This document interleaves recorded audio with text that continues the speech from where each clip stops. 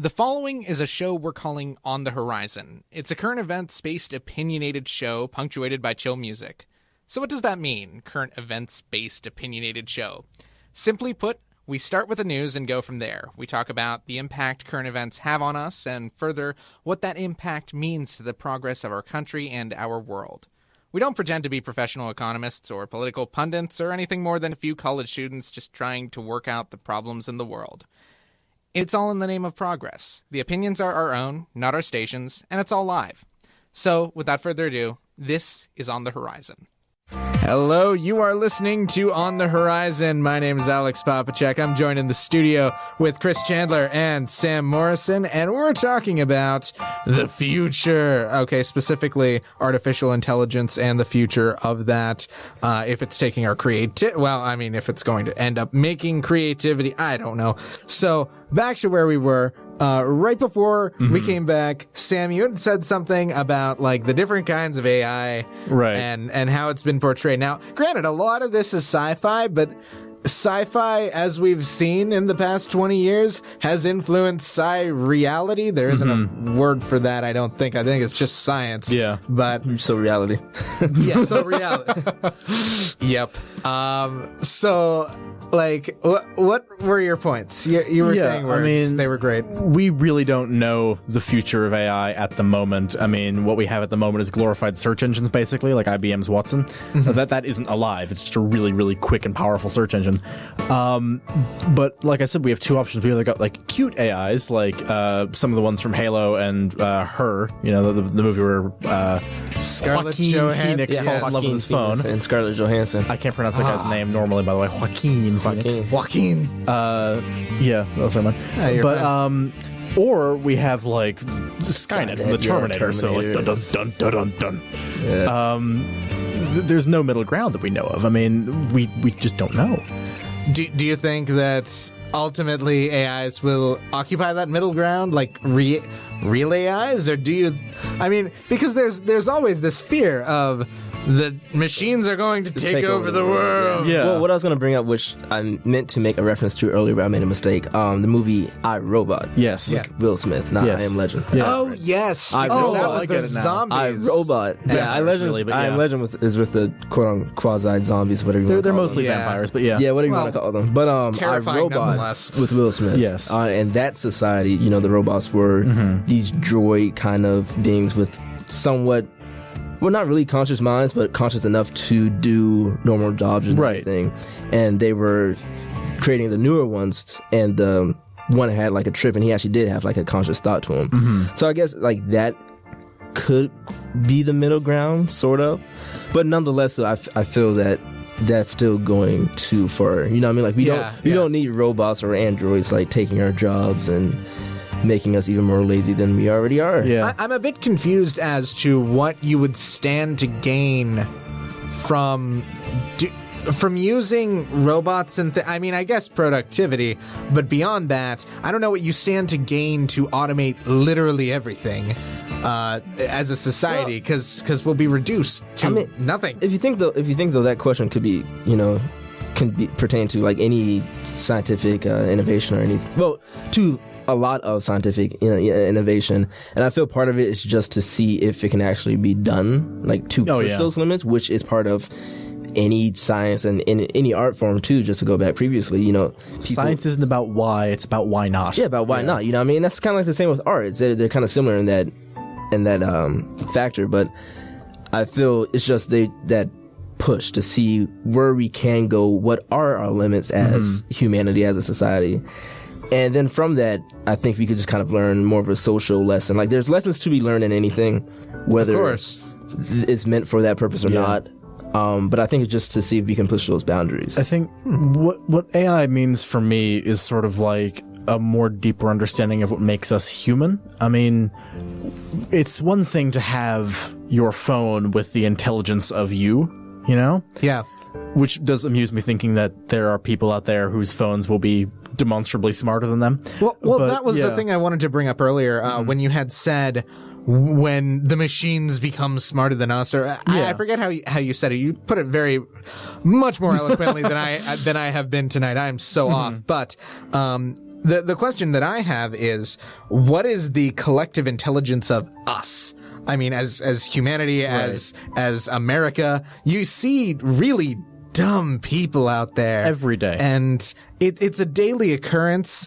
And yes, we laugh it off, but that's the reality, right? And so, arguably, there are some people who believe that there's a tiny woman inside of your phone that is actually giving you the answers, and then there are some people that are like, "Oh, it's the machine that can do all of the things." And I don't know. Are we at a point where technology is already smarter than us? There's a saying, whatever that means. Individuals are smart, people are stupid. So that makes a lot of sense. Individually in this room, yeah, we're all smart guys. But collectively in a riot, we are not smart guys. Collectively, flawed as a as a human species. We got a whole bunch of problems, and I think that from what is the point of having a artificial intelligence, say, regulate traffic, as opposed to the current system we have, which is computers and people in a room like manually overriding if they need to. Yeah. Efficiency. I mean, I love citing Halo because I love Halo's mythology and lore, but like all the big spaceships have their own shipboard AIs, which just handle all the menial crap that no one wants to do. Like, while they also provide tactical information, they're also regulating the exact temperature of all the engines and, the speed and radar and all that stuff. So you don't need as many people doing their jobs. Now, follow up with what do those people do? Well, in the Haloverse, they join the Marines and die fighting aliens. That's a whole galactic war going on. Right. There. Like, we're not in a war with Martians at the moment. Now, in our context, what does that mean? It means that the real money will be in AI maintenance. I mean, sure. Yeah. No, you're right though. People to operate the AIs and create better ones and more efficient ones, which, I mean, I guess would be an important job if we ever got to that level, and would be of course. I mean, you got to maintain an infrastructure that you build up, and that's just a statement in general. Mm-hmm. Well, and then also comes the question of specifically like IQ intelligence, because if your artificial intelligence has internet access, it's got access to the collective human knowledge of ever. Yeah. And there is a lot of stuff I don't know. Like, I am perfectly happy to admit that, because I'm a human. I can't know everything. I'd like to, but I haven't memorized all of the American scientific journals going back to 1872 or whatever it is. That, though. I feel, though, there's a difference when it comes to talking about IQ and being smart. There's a difference between knowing information and what you use that information for and understanding it. And I think that's where we kind of outmatch computers and AI. And I think in that we will always outmatch computers and AI, because as a human species, we have that conscious thought. We can do that. We can use our information to create new things and do new things. Whereas computers, I feel, despite being created by humans, they're still limited in how they use the information they have. There's definitely that sort of like very unscientific feel that, we have, like intuition, gut, stuff like that. I, for example, can improvise on the spot and come up with a plan, but a computer has to calculate. Can't really do that. Yeah, it's got a list of solutions, and sometimes can be too quote unquote logical. Where sometimes logic is not the best tool in every situation. Right. Sometimes you have to go with that gut feeling, that intuition. For example, purely theoretical. If the audio board were to suddenly burst into flames and the door wouldn't work, and we needed to void the room, a computer would get locked up because, the one exit is busted. We can't get out there. We as humans know we have chairs. There's a window right there. Out we go. I mean, that sense of like gut and panic and reflex. I don't think we could ever make a machine react as human as that. Nor should we try. Yeah. In my personal opinion. I don't know that would end well, period. But yeah. Yeah, and that's the other thing, because you've got these guys who are like knowledgeable dudes. Elon Musk is the one that immediately springs to mind. Wozniak as well. Yeah. Saying like, do not make smart machines. Like, and you'd think that these guys would be at the forefront of this, like, you'd imagine Steve Wozniak, arguably the father of the computer, would say like, make computers alive. But no, he's very much against it, which is fascinating to me.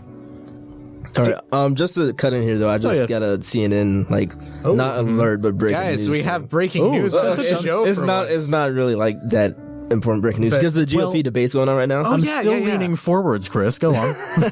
I believe. Debate's going on right now. And according to CNN, Trump says that Scalia's death was a tremendous blow to conservatism, but he's also calling on McConnell to stall the Supreme Court nomination.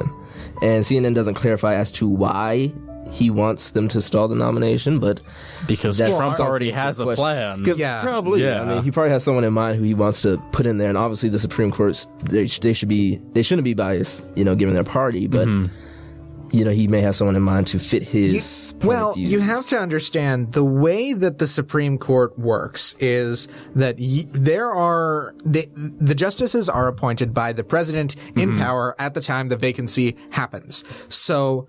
Obviously, you have, for lack of a better term, court stacking, where presidents appoint people who represent the current administration's views. Yes. Now, the counter to that is, as we've seen, you have, in this case, Justice Scalia, who was there since the Reagan administration and basically represents the Reagan administration's ideals. He's a very hardline conservative. Conservatism at its finest. What the GOP is saying en masse right now is, wait, everybody stop, and we're just going to put a pause on this until after November, because that's when when the GOP will take over and everything great will happen. They hope. And what they're trying to do is circumnavigate Obama's power and written power to bring forward a candidate for the Supreme Court. So I mean, whether or not Congress stalls on it, I can almost guarantee you they'd stall on it anyway because it's Obama, and because Obama's a Democrat. I mean, and that's why I feel that the whole two-party system and kind of the politicians playing party politics, especially in regards to the Supreme Court, is very bad because the Supreme Court is supposed to be an unbiased court. You know what I mean? You have every person that has a flavor based upon the letter of the law. In regards to anything in politics whatsoever, the Supreme Court should be the most unbiased aspect. They should be pure legal, Yeah, they should be pure legal, pure to the Constitution, pure to law at its finest. They're supposed to. I feel, they're not.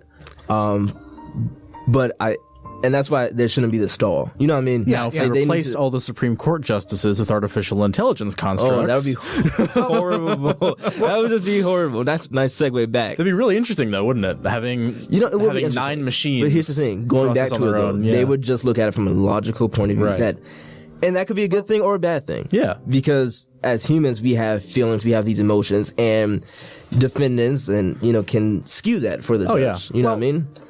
To be fair, I mean, the way the court system works is a case is heard, and then in the Supreme Court, it's based upon constitutionality. But if you look at a civics class, they talk about what interpretation of the Constitution that you have as a justice. Do you go strict, or do you go... And there have been a lot of quotes that I've seen in the past, 4 or 5 hours of Scalia's that he was very much, the Constitution is not a living, breathing document. We just go by exactly what it says. And there are some people that believe that is the right way of going, and the strict interpretation, and some not. So how do you... Interpretation and analysis is much like cooking food and making food. There's a very big difference there.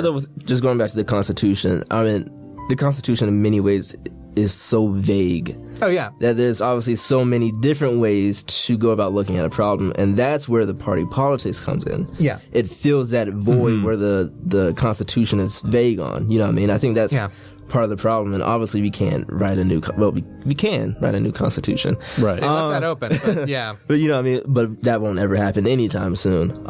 But I feel that's where the party politics comes in regards to the Supreme Court. Their parties just kind of fill that void, fill that... Yeah. So, to my point about robot SCOTUS, you guys got to admit that would be pretty cool, though. It'd be terrifying, so but okay. But then again, do you even need... I guess you could just put in something online and ask the supercomputer. Ask.com, is this constitutional? Yes, no, okay. Just ask Siri or Cortana. Yeah. No. But I think the way the Supreme Court works is it looks at the constitutionality of something, but you have to interpret based upon the facts. Robot Supreme Court. I don't know. You'd have to program it, and would you program it with a strict interpretation of the Constitution? Would you not? I don't know. But here's the thing, though. Like, you can't change a computer's mind, though. You know what I mean? Yeah. Because if you plug in like the boundaries of the Constitution, it's mathematically based. It's mathematically based. It has to fit it in regards to what is plugged in. So you can't speak to it and say, hey, like, this decision is wrong. Like, can you look at these different aspects of the case? A computer's not going to pick that up. There's no room for interpretation. There's no room for that kind of interpretation. So I think it would be detrimental if we went with Robot SCOTUS, but it would be really cool. And if anybody listening has the idea to write that story, either send it to us or don't, because it's ours. I'll just write it myself and not finish it. There you go. Okay. Yeah. Not tell us how it Every ends. great art No, project, just because everything I write is just don't finish. Oh, man, I have Chris. a folder on my desktop called novels, which is like 4 or 5 quote unquote books that I'm attempting to write. Hey, same, bro. Never see the light of day. Never. I've got like 2 drafts hiding somewhere in the depths of this here laptop nonsense. Old Faithful. Yeah. Hey, no, it's not that old, but it's pretty faithful. Yeah. Okay. Robot SCOTUS. Yes. It's interesting. And I'm very interested to see where this goes as far as the Supreme Court in general. All jokes aside, who Obama puts up. Now, and if Obama was a troll, what he would do is nominate a conservative. oh man, If Obama really wanted to be a troll, he would Conservative of his choice. Yes. and then it would prove. I mean, it would definitely prove that they're just blocking for the sake of it being Obama. That would be good, though. You know, well, yes, in regards to that, but Yeah. if he picked a conservative, which he trusted and knew enough that they would kind of put their party aside, that like would throw off Congress so much. And I think, in a sense, would kind of get them to trust Obama more. In a sense, you know what I mean? For the last few months, after they've thrown everything at him. But I don't know. That would be a really good idea, I think. Well, mostly just sort of like, you know, throw the name out there and just go, all right, bring it, guys. Like you said you would block him, go ahead and block him. Like, Just another, ideologically, we agree with you 100%, but we're not going to approve you because Obama. Oh, man. Just another concept just to throw out there real quick. I was in my government class this past week, and this was obviously before the Supreme Court justice died. But my teacher brought up the fact that if Clinton won the presidency, if she would put Obama as one of the Supreme Court justices, because previously he was a constitutional law professor. Has that been done before? But see, that's the thing. It can be done. You know, I mean, there's nothing saying that it can't. And I mean, it's just it's like a theory. It's a theory that he just threw out there. Like Clinton would choose him to be. Maybe that's the reason the GOP doesn't want. It's a whole conspiracy. I frequent a website called Above Top Secret, where the world's most paranoid get together, and I am pumped to go on there after this and look at all the Scalia conspiracy theories, because there has to be some. Yeah, I'm pretty sure. There's some. I'm pretty there sure. has to be some. Hands down. Like, he got like assassinated or something. yeah, no, like, yeah. it's probably something so like drastic. I guarantee it. All right. It is now 9:42, and we've talked about a great number of things, but we're going to take a break now and come back, and Sam actually has music this time around. I done did my job, Pops. You had one job and you did it. Good work, Chris. Oh, gosh. Sam, I'm terrible anymore. We're both really well dressed. Easy mistake to make. Yes, indeed. And you're... Because there's nothing to differentiate us. Okay, we're going to take a break. You're listening to On the Horizon on WPPJ. We'll be right back. Hey, this is Alex, and I'm joined by Kris and Sam for our show On the Horizon, where we bring you our thoughts on current events and news. Join us from 8 to 10 p.m. on Saturdays right here on WPPJ 670 AM.